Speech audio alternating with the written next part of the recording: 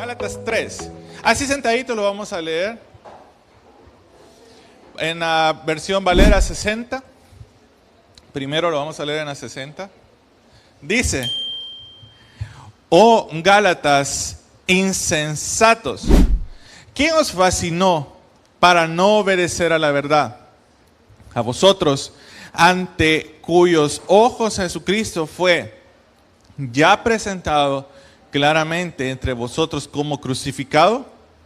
Esto solo quiero saber de vosotros: ¿recibisteis el Espíritu por las obras de la ley o por el oír con fe? ¿Tan necios sois? Habiendo comenzado por el Espíritu, ahora vais a acabar por la carne. No quiero perder la oportunidad de renombrar esta colita de este versículo. No me voy a enfocar en eso en el tema, pero es muy importante y a mí de verdad entrando ese versículo me impactó por cómo lo dice: habiendo comenzado por el Espíritu, ahora vais a acabar con la carne. Y es que, hermanos, hay cosas que usted y yo podemos iniciar con las mejores intenciones, hasta podemos ir orados, pero no todos logramos mantener las cosas en el Espíritu y nos vamos a hacerlo en la carne. Muchas de las cosas que a veces iniciamos lo empezamos bien, pero cuando no logramos mantener la actitud correcta y la motivación correcta, eso nos puede venir a traer estragos a nuestras vidas, ¿sí? Y es algo que quiero que podamos considerar y tener muy en cuenta, porque si lo hemos empezado con fe y en oración, tenemos que terminarlo con fe y en oración, ¿sí? No se trata de cómo comienzas, se trata de cómo terminas. Pero ese es un mensaje para otro día. Vamos a orar. Padre, gracias, Señor, porque estamos aquí en tu casa hoy en esta mañana de domingo, porque mis hermanos y mis hermanas, Señor, han venido porque tienen hambre, porque tienen sed de tu palabra, Señor. Dios, yo no los puedo saciar, solamente tu Espíritu Santo, Señor, y que tu palabra sea trayendo, Señor, ese renuevo a nuestros corazones, esa sabiduría y ese entendimiento para conocer tu palabra, para poder escudriñarla, Señor, y salir edificados en esta mañana. Muchas gracias, Espíritu Santo, porque estás en este lugar, en el nombre de Jesús. Amén y amén. A mí me llama la atención cómo el apóstol Pablo inicia esta carta. Usted lo ve en un lenguaje bíblico sofisticado cuando le dice: oh Gálatas insensatos. Pero lo vamos a traducir al lenguaje actual. Quiero que mire lo que dice la lectura. El mismo versículo dice: obedecer la ley o confiar en Jesucristo. Si lo traducimos ahora es: ay Gálatas, qué tontos son ustedes. Hasta parece que estuvieran embrujados. Imagínense esa expresión del apóstol Pablo en una carta, ¿verdad? Otra versión, o se puede traducir como: Gálatas, qué estúpidos son. El apóstol Pablo, imagínense que el pastor le escriba a usted un mensaje así: hermano, usted sí que es bien tonto, ¿verdad? Usted, no, en esa iglesia no hay amor, y me voy, y se resiente, ¿verdad? Pero no, eso no pasa aquí, solo estoy suponiendo, ¿verdad? Imagínense que sucede algo así. El apóstol Pablo viene y los exhorta de una manera muy, muy fuerte. No es cualquier carta. Yo creo que cualquiera como que agarraría un poco de, ¿por qué escribe esto? Para entender el contexto en esto, cómo lo expresa Pablo. Pablo no está diciendo que sean, que son moral o mentalmente deficientes. De hecho, la palabra griega, moros, transmite esa idea y fue utilizado por Jesús en parábolas como la de Mateo 7:26. Pero en este contexto, como hay palabras que tienen significado diferente de acuerdo a la idea que quiere dar a entender el escritor, Pablo usa la palabra griega anoetos, que tiene la idea de alguien que puede pensar, pero deja de utilizar su poder de percepción. O sea, en otras palabras, es alguien que está consciente de que algo está sucediendo y simplemente decide no hacer nada. Probablemente usted ha visto, usted ha conocido casos en los cuales quizás ya por el cansancio, ¿verdad? Y si los que son padres y tienen hijos que son un poco inquietos o han visto hijos de otros inquietos, cuando ya están molestando, y hay un punto en que los papás ya no dicen nada. Se están peleando. Ay, que esté. O sea, está el relajo ahí y no hacen nada. Nosotros como personas podemos llegar también a este punto de encontrar situaciones en las cuales a través de la Escritura el Señor nos muestra que necesitamos un cambio. Pero estoy bien. No es necesario. Podemos llegar a caer en esta situación, una situación de comodidad. Normalmente la comodidad, hermanos, sustituye la sensibilidad. Hay corazones endurecidos.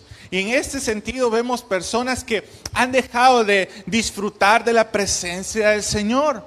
Ven las cosas de Dios como, tengo que ir a la iglesia, tengo que orar, tengo que adorar, y lo ven más como una obligación y no como un deleite. De hecho, se vuelven más ágiles en cuanto a sus pensamientos, tienen una lógica respecto a todo. No sé si usted ha conocido personas que creen que tienen la razón en todo lo que dicen. Siempre tienen una solución que estás haciendo eso. No, pero si lo hicieras así, te aseguro que te iría mejor. Usted le habla de cosas de la iglesia y te van a decir algo diferente a lo que tú normalmente piensas. Hay gente que usa la lógica, pero su corazón está muy apartado del Señor. Hay gente que tiene mucha letra y conocimiento, pero en su corazón no hay ese gozo y ese deseo de estar cerca del Señor. No estoy diciendo que conocer es malo, sino que el corazón tiene que estar latiendo más con esa pasión por el Señor. Quiero introducir, y este mensaje lo vamos a llevar así, miren. Lo vamos a ir formando juntos para que usted pueda entender el punto central en el cual quiero finalizar el mensaje. Y es que quiero hablar acerca de los bebés. Usted sabe que los bebés no nacen hablando, ¿verdad? Aunque uno quisiera que desde que nazca le digan, tengo hambre, tengo sueño, me hice popó. No puede uno, ¿verdad? Uno tiene que adivinar. Ya me va a tocar, pero mientras es lo que entiendo, ¿verdad? Que tenemos que esperar un tiempo para que ellos hablen. Y normalmente ellos, cuando nosotros queremos que hablen, le decimos, repita mamá, diga mamá. Y los papás están en esa constante, diga mamá. ¿Y qué dicen los niños? Papá. 9 meses para que te parezcas a tu papá, le dicen. Pero, y vemos cómo se produce ese vocabulario en lo que van aprendiendo en casa y a medida que van creciendo, obviamente porque nosotros sabemos lo que nosotros hablamos cuando escuchamos que dicen una palabra diferente a la que nosotros decimos. Mira, ¿y a dónde escuchaste eso? ¿Verdad? Porque nosotros identificamos nuestro vocabulario con el vocabulario que otras personas tienen. Entonces, esta palabra, y quiero hacer referencia para poder entender este mensaje, vamos a usar de referencia a la palabra papá. Si nosotros lo podemos buscar en un diccionario, nosotros vamos a encontrar un significado en específico que es válido hoy en 5 años, fue válido hace 100 años y lo podemos identificar fácil. Pero hay algo que sucede con esta palabra padre o papá, que aunque ya tenga una definición, el significado para cada uno de nosotros puede llegar a ser diferente en su momento. Por ejemplo, un niño, como les digo, va creciendo y dice, mi papá, mi mamá. Y están constantes, mamá, mamá, papá, papá. Están con esa energía de mencionar el nombre del papá, de la mamá. Pero a medida van creciendo, empiezan a haber ciertos cambios, ¿verdad? Van a un lugar, sí, aquí voy con mi mamá, le tengo que pedir permiso a mi mamá. Pero cuando van creciendo un poquito más, mira quién es ella. Es mi mamá. No dicen nada más, ¿verdad? Y ahí cuando más adelante, ay, le tengo que pedir permiso a mi mamá, ¿verdad? Le tengo que pedir permiso a mi papá, ¿verdad? De ahí van creciendo otro poquito. Es que mi mami no me entiende, ¿verdad? Es que mi papá no entiende, ¿verdad? Y empiezan a tener un concepto que quizás consideran de que el papá es anticuado, que no conoce del tema, que es ignorante. Luego siguen creciendo otro poquito y dicen, ya cuando les cae un poco la cora, ¿verdad? No, mi papá tenía razón, dice. De ahí siguen creciendo y dicen, ahora entiendo por qué mi papá decía eso. Y ahora extraña uno ese momento con sus papás. Quiero que entienda esto, algo tan sencillo como identificar que una palabra como papá tiene una definición, tiene un significado a medida nosotros vamos creciendo y vamos madurando como personas. ¿A dónde quiero ir con esto? Cuando nosotros venimos al camino del Señor tenemos un concepto y una definición de lo que es Dios. Lo que te puedo asegurar en esta mañana es que usted no me puede decir que lleva 6 meses, 1 año, 2 años, 5 años conociendo del Señor y para usted Dios significa lo mismo. Porque si ahorita para ti Dios significa lo mismo que significó hace 5 o 10 años, algo en tu relación con Él no está bien. Te lo puedo decir así directamente. Porque entre más tú te relacionas con Dios, tu crecimiento espiritual va a apuntar a tener esa experiencia con Dios más cercana y el significado para ti de Dios viene a ser más relevante. Y esto es muy importante que usted y yo lo tengamos como meta en nosotros, que nuestra relación no sea solo de, definir a Dios y lo puedo definir en 3 palabras, sino algo que yo pueda vivir, algo que yo pueda experimentar en mi día a día. ¿Me están entendiendo la idea hasta ahorita? Amén. Entonces, Dios no debe ser para nosotros una definición transitoria, sino una vivencia y una experiencia continua para conocerlo en cada etapa de nuestra vida y maduración en nuestra fe.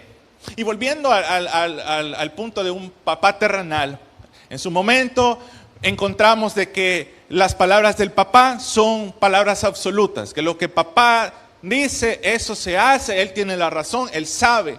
Pero cuando crecemos, empezamos a escuchar otras intervenciones de otras personas. Conocemos quizás los papás de otras personas. Y empezamos a considerar, quizás lo que mi papá me dice no es lo único. Quizás mi papá está equivocado.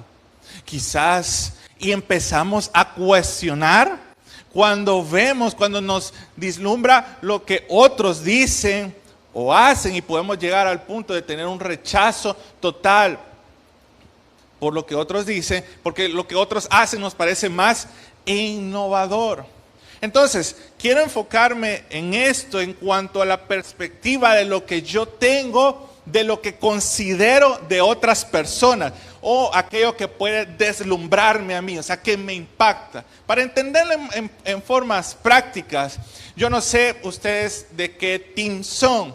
Si, digamos, ustedes toman mucha agua antes de irse a acostar, si van al baño, si son de los que encienden la luz, o son de los que se aprendieron de memoria y mejor se van despacito, ¿verdad?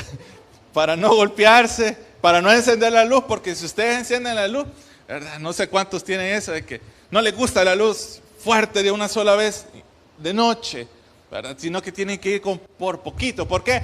Porque esa fuerte luz te deja ciego por un momento, ¿sí? Esto es algo como que te vislumbra.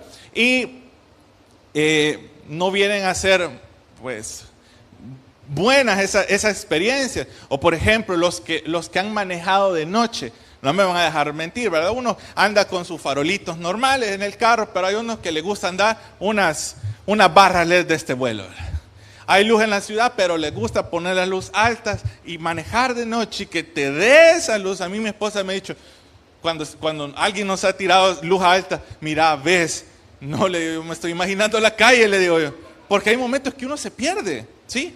hay unas cosas que te vislumbran que te dejan ciego por un momento. Y no solo lo vamos a hablar en manera de luz real, natural, sino con cosas, con experiencias, con palabras que otras personas pueden decirnos y a nosotros nos puede llamar la atención a un punto que nos enfocamos en que eso es lo único, eso es la verdad y queremos estar ahí. Por eso es que dicen por ahí que el amor es ciego, ¿sí? Porque usted se fija cuando una persona de verdad se dio su enamorada, uno no le puede decir nada. Cuando alguien está enamorado, no, es que yo la amo, es que yo lo amo, es que él es perfecto, es que bien. Y uno por más que le dice, se enojan con uno. Y no, pero es que yo no lo cambio, que no sé qué. Y dicen que el amor es ciego, o sea, hubo algo que te deslumbró de esa persona y tú lo viste, el ángel Gabriel descendió del cielo, ¿sí? Tienes una perspectiva así. ¿Y qué tiene que ver todo esto? Pues con Dios tiene que ver mucho, pues muchas veces nos podemos llegar a desviar de la voluntad del Señor para nosotros. La Biblia, de hecho, habla en Proverbios capítulo 14, versículo 12. Mire cómo dice: hay caminos que al hombre le parece derecho, pero su fin es camino de muerte. Sí, mire, hermanos, tenga por seguro de que no siempre vamos a dar en el blanco. O sea, van a haber ocasiones que nosotros vamos a considerar de que algo es correcto, pero tenemos que tener la suficiente humildad para reconocer cuando nos equivocamos, porque se aprende más de los errores que del éxito, ¿sí? Entonces yo creo que aquí muchos nos hemos equivocado, ¿amén? Ay, qué perfecto, mire. Yo sí me he equivocado muchas veces, muchas. Y pues la parte de reconocer es algo importante, pero ¿qué sucede con eso cuando nos deslumbramos? Hay puntos en los cuales esto nos hace personas vulnerables. Y en primer aspecto sucede cuando estamos solos. Hermanos, hay una batalla que usted y yo tenemos que librar y que normalmente no viene a nosotros cuando estamos trabajando, cuando estamos en iglesia, cuando tenemos un momento en familia, sino que proviene cuando los demás están ocupados, cuando los demás están en sus teléfonos y nosotros estamos solos en nuestro cuarto. Ahí, cuando estamos solos, empieza una batalla de maquinaciones en nuestra mente que pueden llevarnos a tomar decisiones equivocadas.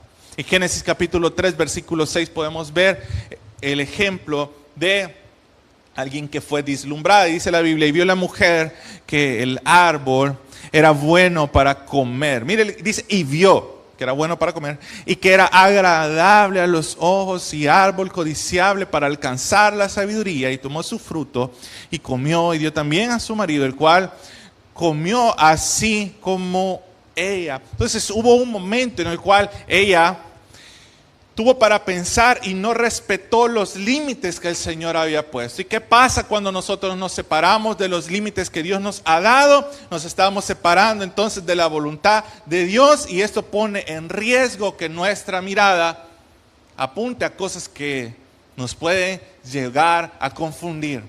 Por eso, hermanos, es muy importante que tengamos cuidado qué pasa en nuestra cabecita, porque nuestra mente es rápida para pensar, para maquinar. Hay personas que dicen: ay, es que fulana cayó en pecado. Hermano, nadie cae en pecado. Uno toma la decisión consciente de algo que uno ya preparó en su mente y buscó la manera para llegar a ese punto.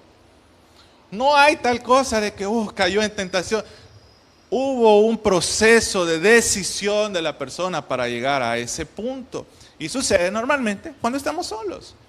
El segundo aspecto que nos puede llegar a volver vulnerables es el engaño de las apariencias. Hay un aspecto muy curioso que sucede con Abraham y Lot. Usted conoce la historia. Era una familia, eran dos hermanos que Dios los estaba prosperando y los estaba bendiciendo a tal punto que ya no cabían. Como dicen por ahí, no pueden haber dos alguaciles en un pueblo, ¿verdad? Estos dos eran ese caso.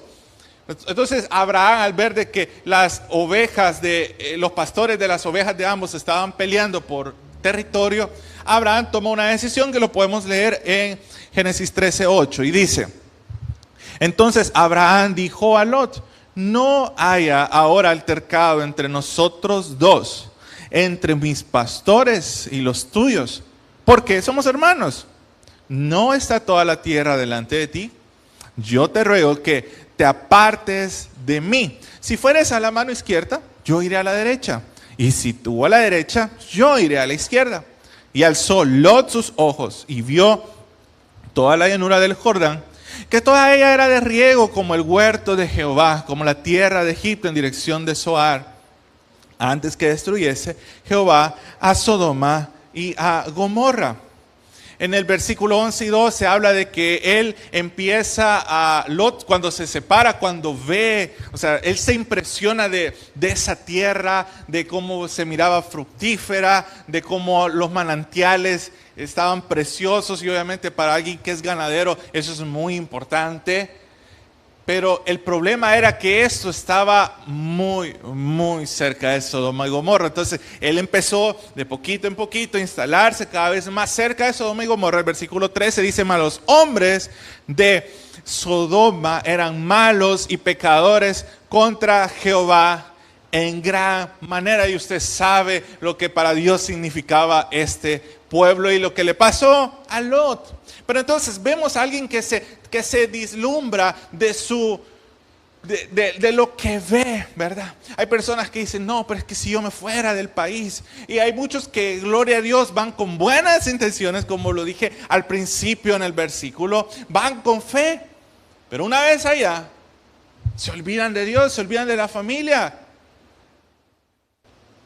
Empezó con una buena intención, pero al final terminó alejando a las personas de Dios. Entonces, Abraham, hermanos, no se quedó en un lugar impresionante, pero sí se dejó impresionar por Dios. ¿Sí? No sé si me entendió eso. Te lo voy a decir como que fuera personal tuyo. Deja de buscar lugares que te impresionen y mejor permite a Dios que te impresione en el lugar donde estás. ¿Sí? Deja de pensar de que tú necesitas esto o lo otro para entonces ver que la mano de Dios se ha movido. No, Dios te puede impresionar a donde estás. Entonces el sistema de este mundo siempre te va a dejar tentado. Por eso, mis hermanos, nosotros cuando venimos a la iglesia no buscamos entretenimiento. Ni nosotros como iglesia, ni ninguna otra iglesia va a poder competir con lo que hay en el mundo. El entretenimiento, los miles de millones que se ocupan para entretener a la gente. Nosotros no buscamos a Dios para entretenernos, sino para capacitarnos, para que el Señor nos restaure, para que el Señor nos llene. Entonces, por eso nosotros debemos de tener cuidado con el engaño de las apariencias, ¿verdad? Porque hay cosas que nos pueden vislumbrar, nos pueden hacer creer de que eso es el éxito, y al final no es lo que nosotros pensamos. Otro aspecto que nos llega a vislumbrar es cuando estamos desocupados.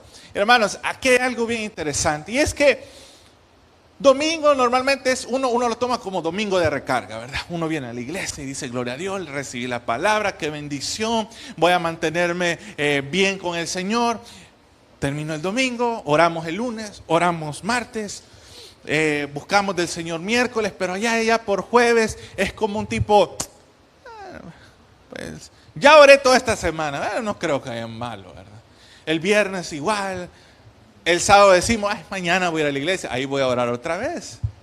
Pero esos momentos de ocio, esos momentos de receso que nosotros le decimos, pueden llegar a estorbarnos mucho. Y eso le pasó a David. Miren, segundo libro de Samuel, capítulo 11, versículo 2, y dice: y sucedió un día, al caer la tarde, que se levantó David desde su lecho y se paseaba sobre el terrado de la casa real. Y vio desde el terrado a una mujer que se estaba bañando, la cual era muy hermosa. Envió David a preguntar por aquella mujer y le dijeron: aquella es Betsabé, hija de Eliam, mujer de Urías Eteo. Y envió David mensajeros y la tomó y vino a él y él durmió con ella. Entonces acá vemos cómo en un momento cuando el rey David había estado probablemente en batallas, había estado librando guerras, pero ese día decidió, pues me voy a tomar el día, me voy a levantar más tarde, y por levantarse tarde y agarrarla de desocupado, le vino la tentación y fracasó, ¿verdad? Y usted conoce también esta historia, pero es muy importante notar que estas cosas que parecen insignificantes son las que van en nosotros produciendo un sentido diferente que nos aleja del propósito de Dios en nuestra vida. Por eso de repente hay personas que en su mismo enamoramiento que uno le dice, pero mira, si no es cristiano, no importa, yo lo voy a cambiar, yo lo voy a convertir, dice. Y no, hermano, eso no funciona, ¿verdad? Si usted, por ejemplo, si lo vemos en un nivel espiritual, usted está arriba y esa persona está abajo, es más fácil que el de abajo jale al que está arriba, que el de arriba jale al que está abajo. No sé si me entiende. Entonces, no nos hagamos en el plan de Superman de querer transformar o de cambiar a la gente, que lo podemos hacer, porque eso no es algo que a nosotros nos va a ir bien. Entonces, el estar desocupado y el tener mucho tiempo en ocio nos puede llegar a frustrarnos. Mire, ahora es fácil nosotros pasar en redes sociales y de repente empezamos a comparar nuestra vida con la de otros. ¿Sí? Cuando de repente vemos, es que esa pareja, qué linda, qué bonito ese estilo de vida, que solo viajando, que andan de un lado para el otro, que parece que no trabajan, que comen solo comida de restaurante. Hermano, esa vida es falsa. ¿Sí? Mire, yo no veo gente que suba aquí comiendo frijoles con tortilla quemada. No, uno empieza a subir de pollo campero para arriba, ¿sí o no?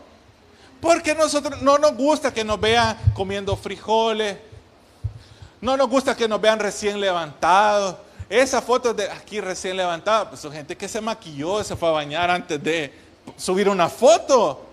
Pero de repente esas cosas nos empiezan a impresionar, esas cosas las consideramos una tendencia positiva cuando realmente no lo son. ¿Y qué produce esto? El siguiente es un problema de identidad. ¿Por qué? Porque empiezo a creer que soy lo que tengo y lo que logro, y olvido lo que soy en Dios, ¿sí?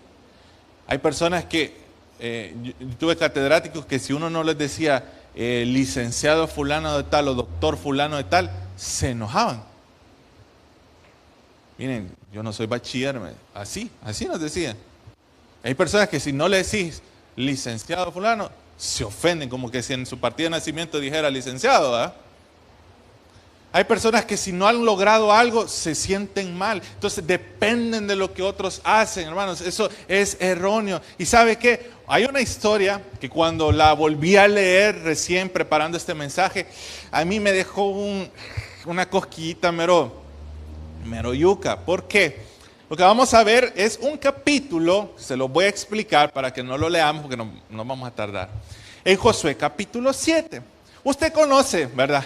Josué, que fue el sucesor de Moisés, personas, un pueblo de Israel con promesa de Dios para alcanzar la tierra prometida. Josué ya venía con esa generación donde Dios estaba cumpliendo la promesa que había hecho, que les iba a dar la tierra prometida, pero obviamente tenían que conquistarla. Y en este lapso nosotros vemos de que el pueblo empieza a tener que conquistar.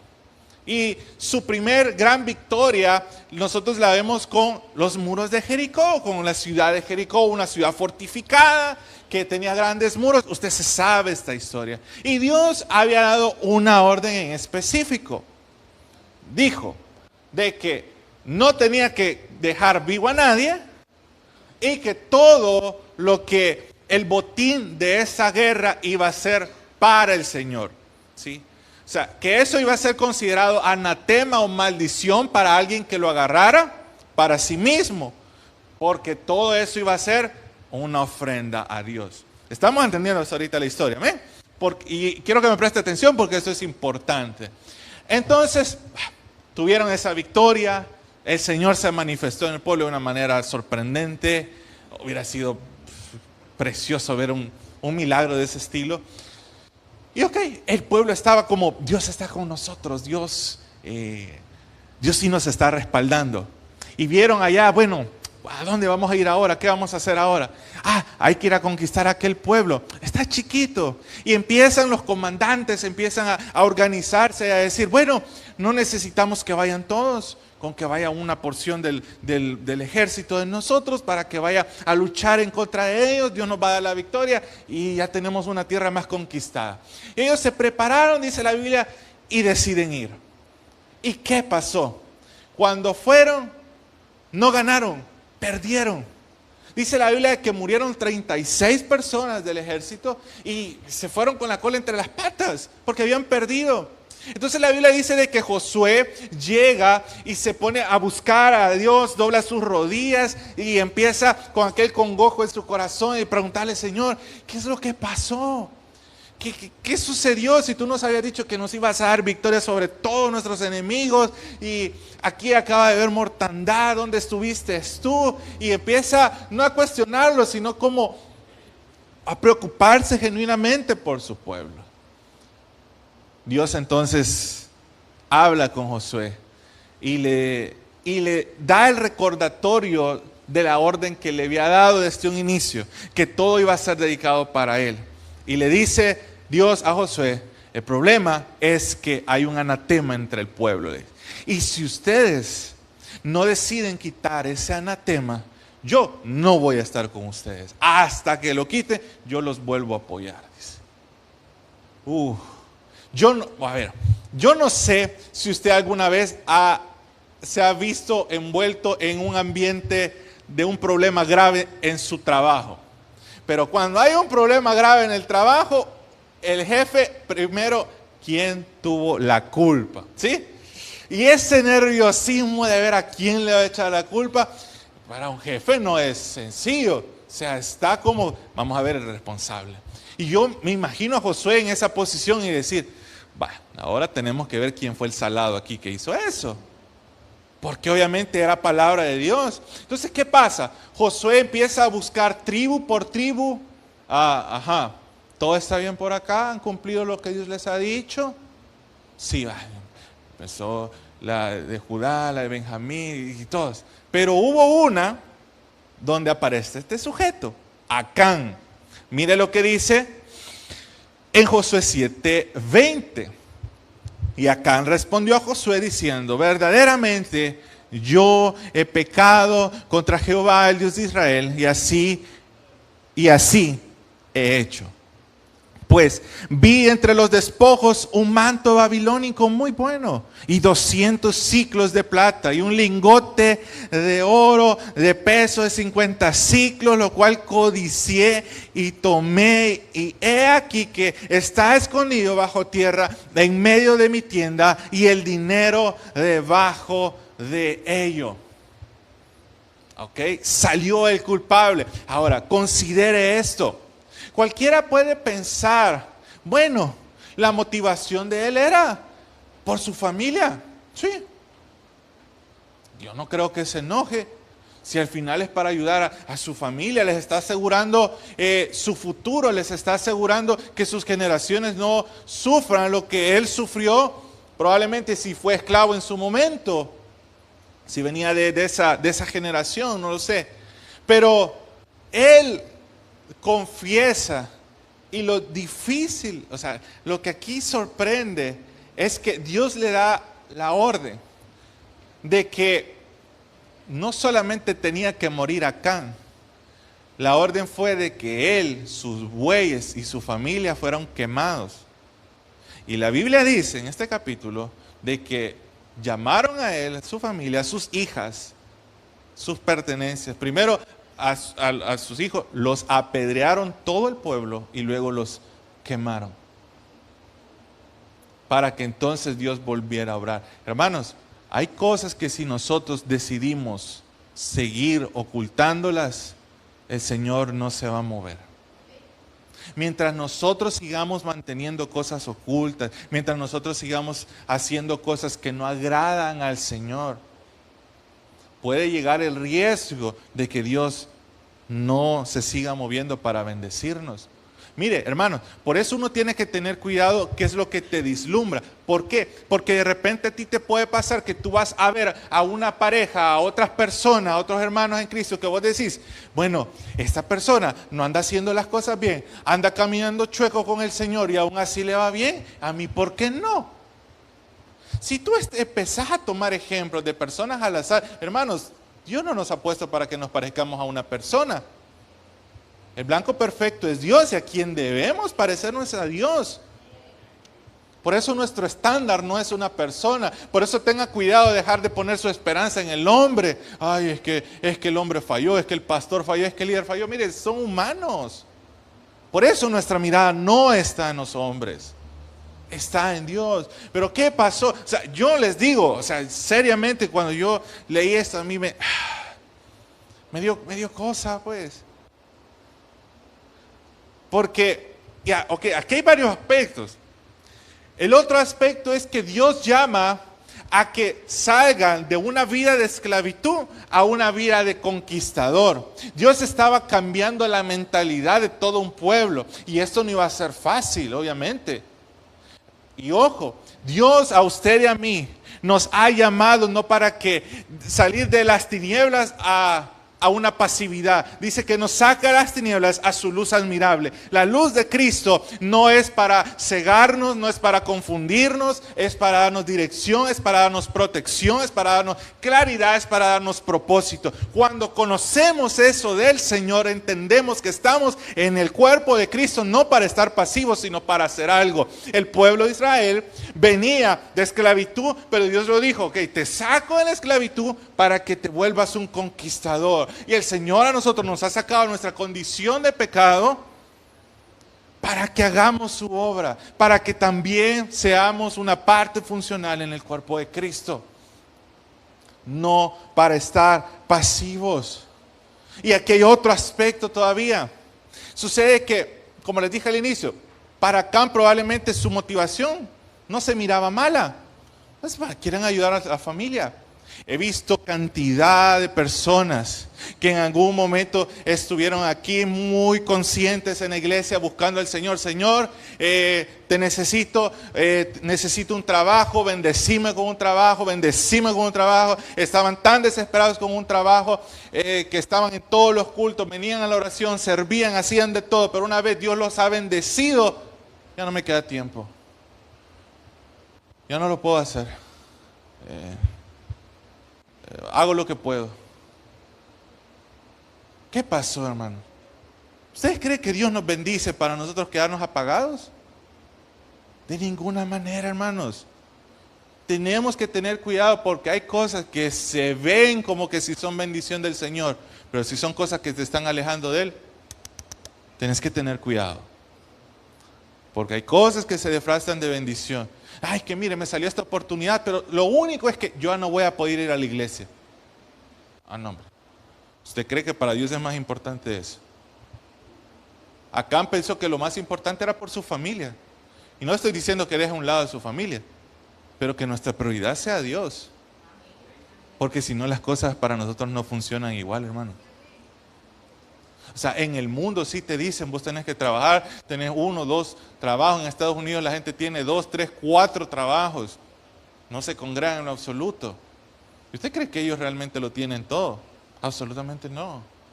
Pero vivimos en ese engaño que nos vislumbra cuando queremos oportunidades y no le pagamos igual a Dios de lo que Él ha hecho. El otro aspecto que nos trae a nosotros vulnerabilidad es cuando hay ciclos que no son cerrados.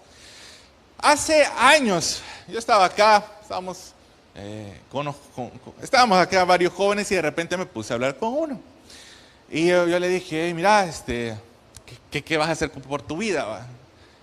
¿Qué estás estudiando? ¿Qué vas a hacer? Me dice, yo, de esto ya lo he contado en alguna ocasión, pero dice, yo ahorita estoy en bachillerato, me dice. Ajá. Y yo cuando salga de bachillerato, me dice, yo voy a empezar a trabajar. Ah, ¿de verdad? Sí, me dice. Qué bueno, le dije. No, hombre, está bueno, le dije. Y obviamente uno aquí siempre los motiva. Mira, si vas a estar trabajando, busca que sea un medio tiempo o seguir estudiando, seguir preparándote. Nosotros aquí siempre vamos a motivar a eso, a que se sigan preparando. Y hasta ahí sonaba bien lo que me dice este joven. Yo quiero, después del bachillerato, trabajar. Ajá. Pero lo que me dijo después, ahí sí ya fue como él. ¿Sabes por qué? Me dice. ¿Por qué? Porque quiero ganar mi dinero, me dice, para irme de mi casa y que mi familia se dé cuenta que yo no los necesito, me dice. Ahí lo que había empezado como algo bueno, empezó como que... motivaciones. Cuando nosotros no cerramos ciclos, mis hermanos, hay cosas, hay bendiciones de Dios que no se pueden activar. Cuando nuestro corazón no está sano, mis hermanos, hay cosas que del Señor no pueden venir. No, hermano, por ejemplo, una persona que lleva 5 años en un noviazgo y que a la semana dice, terminé con mi novio y a la semana ya está enamorado. ¿Usted cree que eso funciona? Necesita tener un momento de sanidad interior, ¿verdad? Su reconciliación buena, ¿verdad? Para que pueda superar esas etapas. Pero realmente nosotros tenemos que hacernos la pregunta, si realmente Dios ha sanado nuestro corazón, cómo estamos con nuestra familia, cómo estamos con nuestra iglesia. Porque muchas de las cosas vienen producto a cuáles son las intenciones que hay en nuestros corazones. Dios conoce nuestros corazones. Dios sabe las intenciones. ¿Por qué queremos lo que queremos, hermanos? Tenemos que poner a los pies de Cristo nuestros deseos. Porque si no, los deseos nos van a decir a nosotros cómo orar. Y no nuestra fe en Dios. ¿Sí? Problema de la iglesia ahora que se ha vuelto una iglesia deseosa. Ora lo que desea, lo que quiere, pero no están buscando lo que Dios quiere. Y estamos en un tiempo donde necesitamos eso. La realidad, hermanos, es un poco difícil y quiero hablarles acerca de unas estadísticas un poco alarmantes en nuestro país. En nuestro país, según unos datos que recolecté, el dato del último censo muestra que más de 392,000 personas están separadas. Esto refleja un aumento en mediciones anteriores. Otra estadística que encontré por ahí, que entre junio del 2023 y mayo del 2024 se registraron 20,950 casos de violencia contra la mujer. Y esto equivale a 57 casos diarios de denuncias por violencia. En 2024 se abrieron 3,759 expedientes por agresiones contra mujeres. Pero también, no crean que solo mujeres, también se reportaron más de 2,300 denuncias de hombres víctimas de la violencia intrafamiliar. Hermanos, esto va a ser un tema que vamos a hablar otro día, ¿verdad? Para que no nos quite la paz el Señor, ¿verdad? Pero hoy está bien pareja la cosa. Hoy no solo son mujeres. Hay hombres también que están sufriendo violencia intrafamiliar. Y también, según estadística, dice de que hay un abandono paterno del 79% en el país. De hecho, una universidad en Ohio, en Estados Unidos, hizo un censo y hablaba de que el 80% de los jóvenes que tenían ausencia de alguno de los dos padres producía en ellos que no quisieran estudiar, que fueran haraganes, que se metieran en alguna pandilla o que consumieran drogas. Esa es la realidad del mundo. Esa es la tendencia. O sea, el país está en tendencia no en cosas buenas, sino en cosas negativas. Por eso, hermanos, nosotros no tenemos que dejarnos guiar solo por lo que vemos. De hecho, un psicólogo habló de que este fenómeno se le llama fenómeno de las relaciones desechables. ¿Por qué? Porque hay personas que cambian de pareja como que cambian de teléfono. La cultura te dice, lo importante es lo que vos sintás. Pero no es cierto. Hermanos, nosotros vivimos por un pacto. Y el pacto que uno hace es y va por encima de los sentimientos que uno puede tener. Por eso a mí, para ir cerrando este mensaje, me llama la atención cómo lo hace Daniel. Y dice la Biblia de que él propuso en su corazón no contaminarse de la comida del rey. Hermanos, él propuso, hermano, de nada sirve que usted venga un día y le diga, mire pastor, yo ya no quiero pecar, ore por mí por favor para que me quite el pecado. Hermano, que se arrepienta, le va a decir nada más, porque no solo es una imposición de manos y que usted ya no va a querer pecar. Qué galán que así fuera, hermano. Pero no funciona así. ¿Sí? Dice que hay una disposición, dispuso en su corazón. Eso significa de que hay una decisión consciente de dejar ciertas cosas para empezar a agradar a Dios. Por eso mientras otros siguen tendencias, tú debes seguir a Cristo. Por eso yo quiero decirles, padres que están acá, si ustedes no se encargan a discipular a sus hijos, si ustedes no los obligan a venir a la iglesia, ay, es que es malo obligarlo porque ni la comida cae bien, a la fuerza. Mire, si usted no los trae, el diablo se los va a zarandear allá afuera. Y no se lo estoy profetizando, es lo que sucede, hermano. Si usted no empieza a discipular a sus hijos en casa, si usted solo le quiere dar, hay el maestro en escuela bíblica que te dé clases, no, eso a usted le toca. Porque si usted no les enseña, allá afuera no le van a enseñar de la Biblia. Le van a enseñar cosas que usted no quiere que ellos aprendan. ¿Cómo es posible que ahorita la gente, los niños, los jóvenes conozcan más de personas que viven en el otro lado del mundo, youtubers, influencers, tiktokers, pero no conocen de la gente que habla la Biblia? Conocen más historias de gente que sin importancia a gente que Dios nos ha puesto, que nosotros la tomemos como ejemplo. Por eso, padres, es necesario que empecemos a discipular a nuestros hijos. Tu identidad viene del cielo, no de una cultura. Ya deja de impresionarte por lo que ves afuera y empieza a ver lo que dice Dios. Deja de cuestionar la palabra de Dios y métete de lleno, porque no podemos jugar a ser cristianos, no podemos hacer las cosas a medias. La tendencia, mis hermanos, puede hacerte popular, pero nunca santo. La tendencia puede darte seguidores, pero no te va a dar carácter. Puede darte aplausos, pero no te va a dar eternidad. Por eso la frase que dice Josué es tan valiente cuando dice, yo y mi casa serviremos a Jehová. O sea, no les estaba preguntando, no era una opción. No era una opción. Yo y mi casa serviremos a Jehová. Por eso, y no les había dicho, el tema de este mensaje se llama tendencias.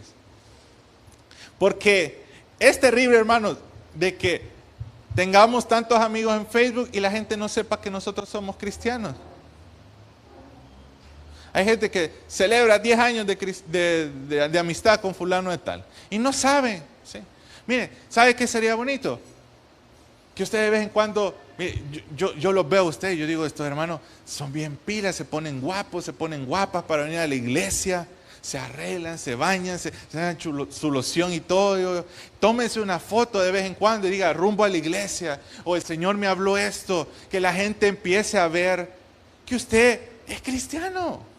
De verdad, con esas cosas, mire, usted dice, nadie ve, la gente va a saber. No puede ser de que la gente está ya buscando por el nuevo virus, ¿cómo se llama? El nuevo virus que dice, ¿cómo se llama? Antivirus. Ya están varios diciendo, no, hombre, ya me voy a aprender un baile de TikTok por si hay otra pandemia. Porque ¿qué pasó? Mire, yo para serles honesto, yo fui de los que en su momento dijo, yo nunca voy a abrir TikTok, dije, esa cosa. ¿Bien? Y al final lo abrí, mire, caí. ¿Y qué pasa con las tendencias? ¿cómo se llama? En pandemia, ¿verdad? El ta, ta, ta, tararara, tararara, ta, ta, ta. Y un bailecito que hizo famosos a centenares de gente, ¿verdad? Pero es eso, distracciones. Las tendencias que hay en el mundo, mis hermanos. Los carros, las cosas materiales. Eso pasa. Nuestra verdad es en Cristo. Y termino en esto último. Primera de Juan 2:17. Mira lo que dice. El mundo pasa y sus deseos, usted se lo puede, pero el que hace la voluntad de Dios permanece para siempre. Esa es una verdad que debe estar en nuestros corazones, ¿no? El mundo pasa, sus deseos van a pasar, pero el que permanece haciendo la voluntad de Dios, el que hace la voluntad de Dios, permanece para siempre. Porque hemos llegado al final de este mensaje. Si usted no ha recibido a Jesucristo como su Señor y Salvador personal, o usted se ha alejado de los caminos de Dios y desea reconciliarse, yo le hago la invitación para que en esta oportunidad reciba a Cristo. ¿Y cómo lo va a hacer? Repitiendo conmigo la siguiente oración. Señor Jesús, yo te recibo hoy como mi único Salvador personal. Creo que eres Dios, que moriste en la cruz por mis pecados y que resucitaste al tercer día. Me arrepiento, soy pecador. Perdóname, Señor. Doy gracias al Padre por enviar a su Hijo a morir en mi lugar. Gracias, Jesús, por salvar mi alma hoy. Amén. Si usted ha hecho esta oración, yo le invito para que se congregue en una iglesia donde se predique el Evangelio de Jesucristo. Que usted pueda también leer la palabra de Dios para que tenga mayor conocimiento de Él y pueda orar. Orar es platicar con Dios. Y si no, le invitamos a nuestra iglesia en Tabernáculo de Restauración, acá en Soyapango, con nuestros horarios de día domingo, 8 y 10, y día viernes a las 6 de la tarde. Todos serán bienvenidos. Que Dios les bendiga.